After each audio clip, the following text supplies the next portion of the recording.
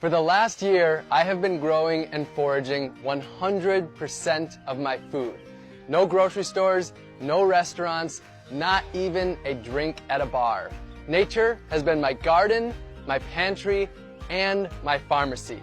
I'm here in Orlando, Florida, and this abundant garden that I'm standing in right now, this was just a lawn like that when I started. I don't own any land, so to grow my food, I met people in my neighborhood and I turned their front yards into gardens and shared the bounty of food with them. And while I was here, I built a 100 square foot tiny house along with my friends to serve as my simple homestead and my base. In my gardens, I grew over 100 different foods, dozens of different greens packed with nutrients, sweet potatoes, yam, and yucca for my caloric needs, delicious fruits like papayas and bananas, pumpkins, carrots, beans, and beets, so many vegetables, and herbs and peppers to flavor all of my meals. And I also raised bees so that I could have my own candy shop right in my yard.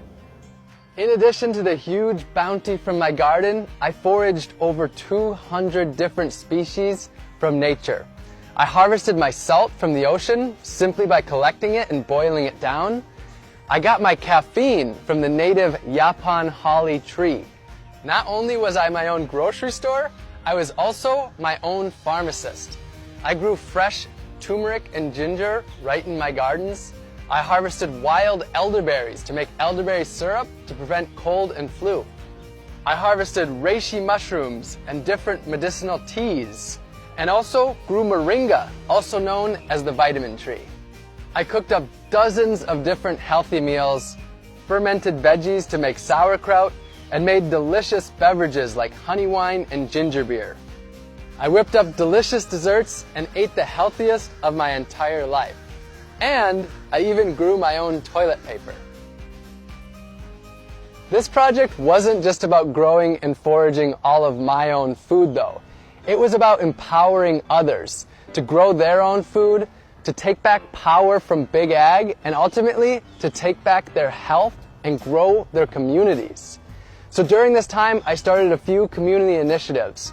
We built 15 gardens for the people, planted over 200 community fruit trees, and sent out over 5,000 free seed packs to help others grow their own organic, healthy food.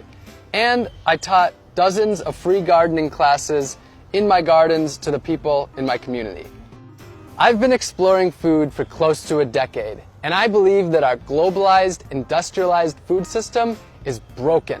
This was my quest to see if I could step away from Big Ag and grow and forage every single bite of my food. I'll be honest though, I do have an agenda. I want you to question your food.